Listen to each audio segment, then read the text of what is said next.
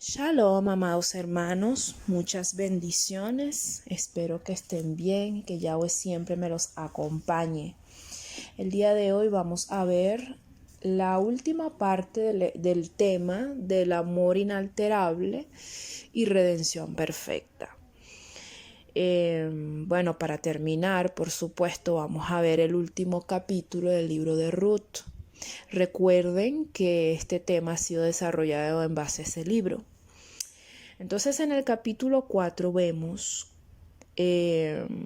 la manera en que se desarrolla todo esto del casamiento de Boaz con Ruth para dar a luz a esa redención en la vida de Ruth y de Noemí. Fíjate que en el verso 1 Boaz sube a la entrada del pueblo y se senta allí. Y la entrada del pueblo literalmente es la puerta de la ciudad. Es un lugar donde se comunicaban las noticias, se arreglaban los negocios y se administraba justicia en la presencia de los ancianos de la ciudad y por supuesto en presencia del pueblo que estaba ahí presente. Definitivamente ese lugar era un lugar público. Pero fíjate que Boaz llama a 10 varones de los ancianos de la ciudad. Como les expliqué, creo que fue el primer día del tema, en la primera parte les dije que el número 10 tiene que ver con cambio, es acompañado con el cambio. ¿Ok? Pero también cuando vemos acá en el contexto del capítulo 4 podemos decir que el número 10 es símbolo de completo, ¿sabes? Como que 10 varones era suficiente para poder ser testigos de lo que iba a acontecer allí.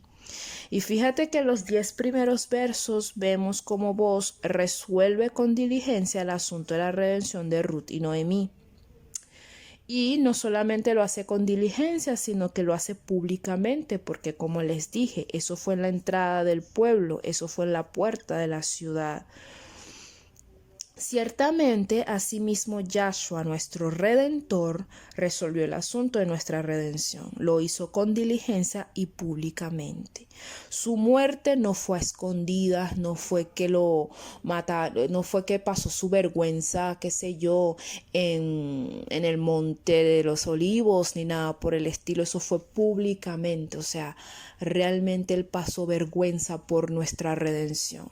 Esa vergüenza que nos correspondía a nosotros llevar, la llevó Él para poder justificarnos, ¿ves?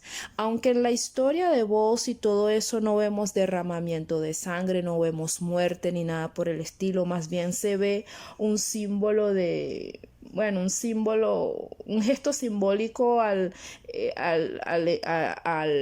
o sea, que se le entrega uno al otro un zapato y todo esto. Que es señal de que, bueno, te cedo mis derechos, o sea, porque fíjate que Boaz hablaba con el otro pariente que era mucho más cercano a Ruth y le plantea la situación y al final él dice que no la iba a redimir.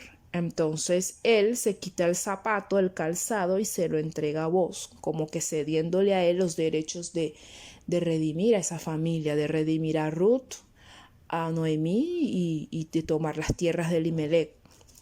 Y todo eso fue en público. Y aunque en esta escena no vemos nada de derramamiento de sangre ni nada por el estilo, pero podemos ver a Yahshua de alguna manera resolviendo este tema con diligencia. Y sé, según lo que está reflejado en los evangelios, Yahshua en algún momento deseó bueno, que no le tocara tomarse esa copa, pero lo hizo por amor a nosotros, por amor al Padre también, porque Él quiso glorificar al Padre por medio de su obediencia. Entonces el día que Yahshua estaba siendo maltratado, asesinado, estremeció a Jerusalén. Todo el mundo tenía que ver con él, tanto que hasta el sol de hoy la humanidad tiene que ver con esto. O sea, la humanidad todavía habla de eso que hizo Yahshua, de esa obra redentora de nuestro Padre. O sea, esa obra redentora de Yahshua que fue para redimirnos, para rescatarnos, para justificarnos. Y ciertamente la voluntad del Padre es que toda la humanidad entrara en pacto y pudiera ser pero lamentablemente, pues, por causa de los corazones, pues no todos seremos salvos, lamentablemente. Esa voluntad perfecta del Padre, por causa del corazón del hombre, lamentablemente no será prosperada en su totalidad como él quiso o como siempre lo deseó. Tanto fue el impacto de la muerte de Yahshua, de esa diligencia de él de poder resolver este tema de la redención de nuestras vidas, que de generación en generación se habla de eso. ¿Ok? Y eso es ciertamente porque, vuelvo y repito, lo de Yahshua no fue en lo secreto, lo de Yahshua no fue a escondidas o en las tinieblas, o fue públicamente, y de paso fue en un momento muy importante para el pueblo de Israel, en una fiesta que es Pesaj. ¿Okay? Vamos a ver el verso 11. Todos los que estaban a la puerta del pueblo y los ancianos respondieron. Fíjate que los testigos no solamente fueron los ancianos que escogió vos, esos 10 ancianos, sino que también el mismo pueblo fue testigo. Por eso es que la palabra dice todos los que estaban a la puerta del pueblo y los ancianos. ¿Ok? Y vamos a leer lo que ellos dijeron, lo que ellos respondieron. Dijeron, Yahweh haga a la mujer que entra en tu casa como a Raquel y a Lea, las cuales edificaron la casa de Israel, y tú seas distinguido en Efrata y renombrado en Belén.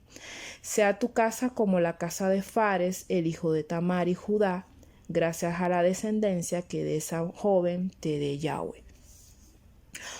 Ruth, así como Raquel y Lea, iba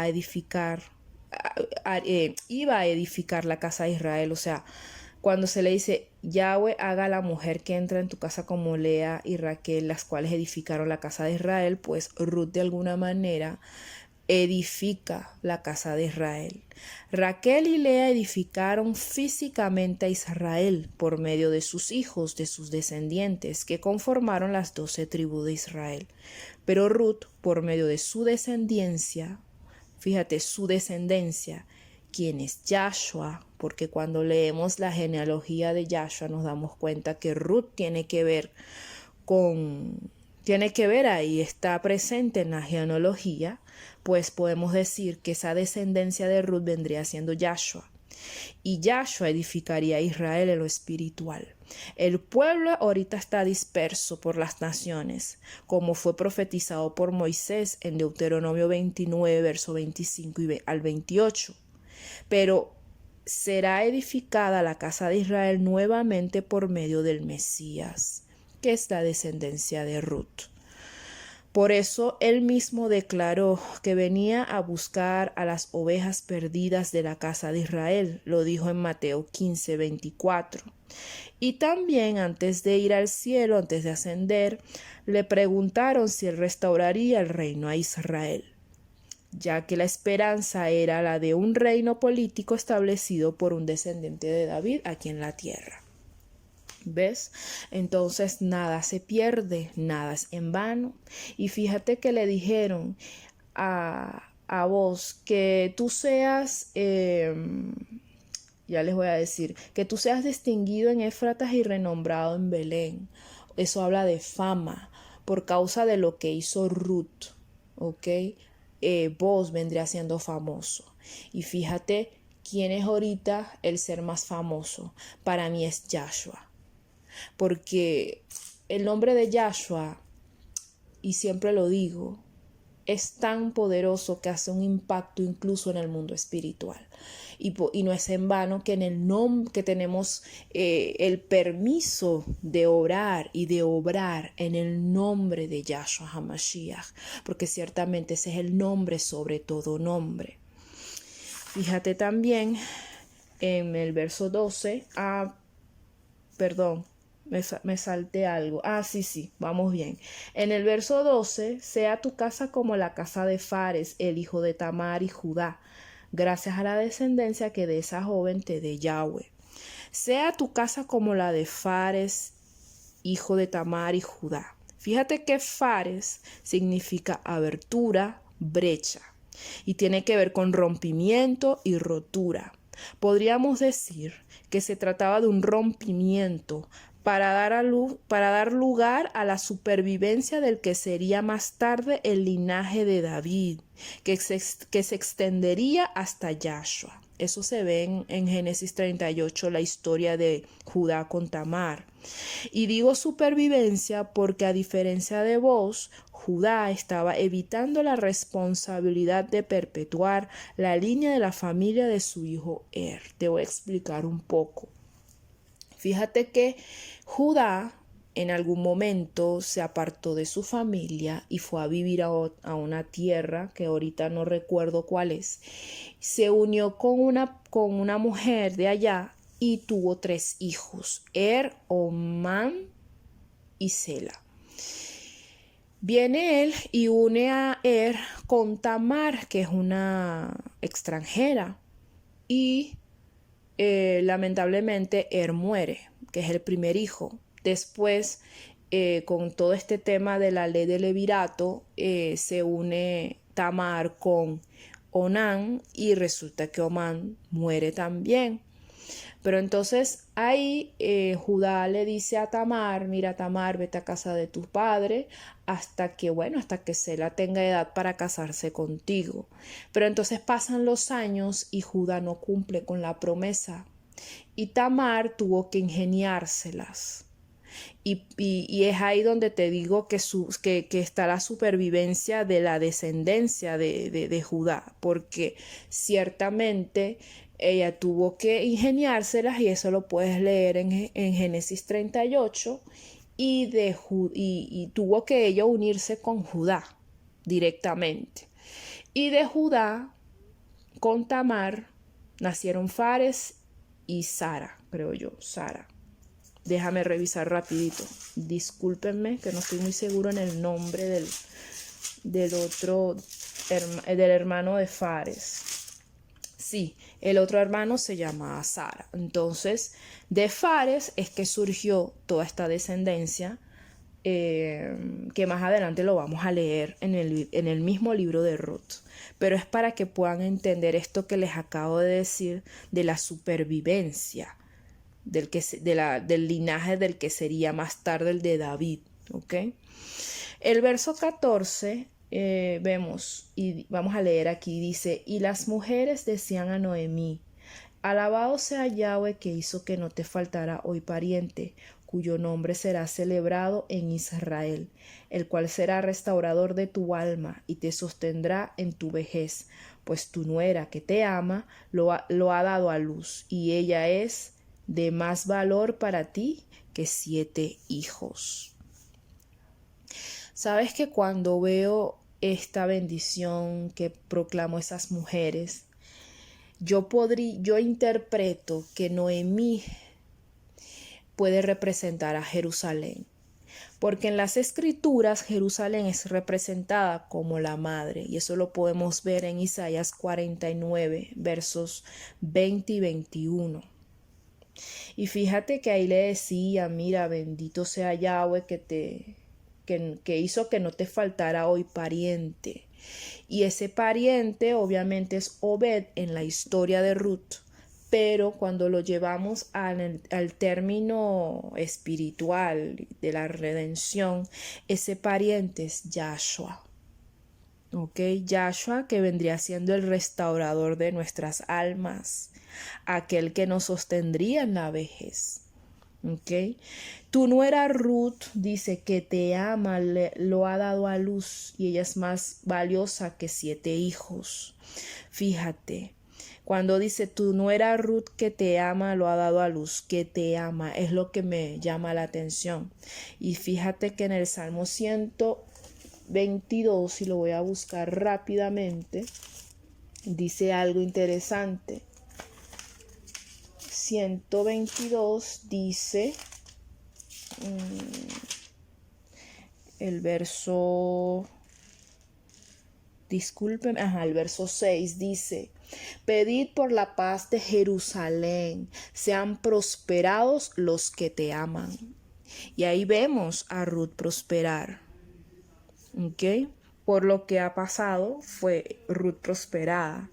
Y no solamente prosperó en términos de lo físico, porque se pudo casar con Booz y ya sabemos cuál era la posición de Booz en la sociedad en ese tiempo, sino que también fue prosperado en lo espiritual, porque en ella se cumplieron las promesas que están en Isaías 56. No sé si recuerdas lo que Yahweh había dicho en Isaías 56, donde dice que bueno, que el extranjero, que no se sienta el extranjero puesto de lado, porque puesto que abrazaron el pacto y todo eso, ¿ves? Ellos tendrían un parte en la casa, ¿verdad? Porque la casa de Yahweh sería casa para todas las naciones. No sé si recuerdan esa promesa, de hecho se los voy a decir, eso está en Isaías 56. Verso 1 al 7. Esa es una promesa por ella haber abrazado el pacto. ¿Ok?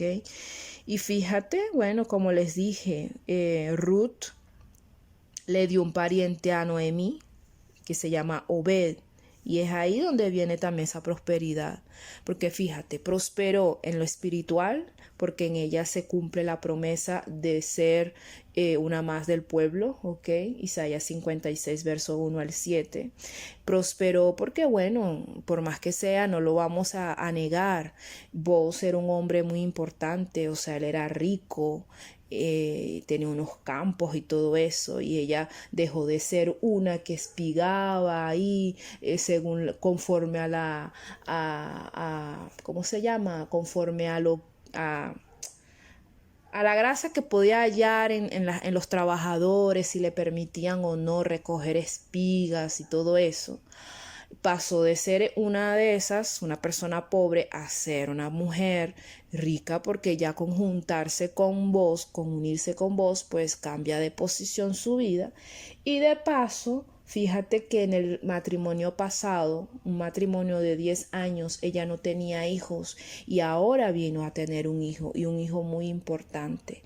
Y el nombre de ese hijo no es cualquier nombre. Fíjate que el hijo de Ruth se llama Obed, que significa siervo adorador. ¿Ok?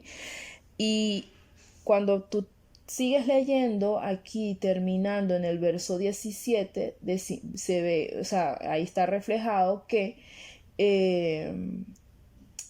le pusieron por nombre Obed, y este fue el padre de Isaí. Isaí significa Yishai en hebreo, salvación de Elohim. Y Isaí vendría siendo el padre de David, que David significa amado. Fíjate cómo se fue desencadenando todo en la vida de Ruth. Como te dije, Ruth dejó de ser una moabita, una pagana, a ser una del pueblo. Eso ya por ahí es símbolo de prosperidad espiritual. ¿Ok? Abrazó el pacto, aprendió más de Elohim y está ahí, pues, obedeciendo los mandamientos, y eso la hizo prosperar espiritualmente. Después dejó de ser una mujer pobre que, bueno, que andaba por ahí recogiendo espigas, ¿verdad? A ser una mujer importante por casarse con vos, que es el dueño del campo donde nada más y nada menos ella estaba trabajando. Después, lo que no había pasado en su primer matrimonio durante 10 años pasó con ella, tuvo un hijo. Y ese hijo no solamente le vino a traer alegría a ella y a vos, sino que le vino a traer alegría aún a Noemí. Por eso que las mujeres dijeron, él será el restaurador de tu alma. O sea, hasta Noemí, esa bendición de Ruth le salpicó a Noemí en gozo, en alegría, en bendición. ¿Okay? Y Ruth, por haber abrazado el pacto, vino siendo más valiosa que 7 hijos. Isaías 56, verso 5. Vino, o sea, Ruth de alguna manera se ganó un nombre mejor que de hijos e hijas, como fue prometido, como es prometido en Isaías 56, verso 5. Entonces, cuando tú ves la genealogía aquí, ese pequeño verso, Obed, padre de Isaí, padre de David, cuando tú empiezas a ver el significado de esos nombres, vas a ver a flote las características de quién es Yahshua. Yahshua es el Hijo amado, David, de Elohim, que vendría a servir poniendo su vida en expiación por el pecado y por su conocimiento, justificará a muchos llevando la iniquidad de ellos. En su mano es prosperada la voluntad de Yahweh. Ahí vemos a amado David, vemos Obed, siervo adorador, y Yishai, salvación de Elohim. ¿Ves? Por el significado de los nombres es donde tú te puedes saber las características de Yahshua. Después, cuando vas en verso 18 al 22, están los antepasados del rey David. Fíjate, estas son las generaciones de Fares. ¿Te acuerdas de Fares? Fares, que te expliqué cómo nació, en qué circunstancias nació, y los ancianos y el pueblo declaró la bendición sobre vos y Ruth usando el nombre de Fares en algún momento. Fíjate, sea tu casa como la casa de Fares, el hijo de Tamar y Judá. Fíjate que aquí en los antepasados del rey David nombran a Fares. Entonces Fares engendró a Esrón, Esrón engendró a Ram, Ram engendró a Aminadab, Aminadab engendró a Nazón, y Nazón engendró a Salmón, Salmón engendró a Boz, y Boz engendró a Obed, Obed engendró a Isaí, Isaí engendró a David. Y así termina el libro de Ruth. ¿Okay? Con esta historia podemos ver cómo Ruth pasó de ser una más del mundo a ser parte del linaje mesiánico. Pasó a tener un nombre mejor que de hijos e hijas, como les acabo de decir. Pudimos ver claramente el fluir de la redención de una vida. La boda de Ruth y Boz simboliza en ese momento la boda de Ruth y de Boz simboliza definitivamente el momento donde nuestra redención sería completa, o sea, las bodas del Cordero. Ruth ciertamente entró en ese lugar de reposo. ¿Te acuerdas que antes Noemí le había dicho, no te buscar un lugar de reposo para que te vaya bien? Pues ciertamente Ruth entró allí y la vida de Noemí ya no estaba vacía. Porque recuerda que ella había perdido a toda su familia allá en Moab, regresó amargada, regresó desesperanzada, pero con todo esto que pasó con Ruth le salpicó para bien a ella, le salpicó para bien, para gozo, para alegría, y su vida ya no estaba vacía. Ruth fue de la soledad al amor, de trabajar duro a descansar, de la pobreza a la riqueza, de la preocupación a la seguridad y de la desesperanza a la esperanza. Ya no era Ruth la moabita, porque el pasado había quedado atrás y una nueva vida estaba empezando.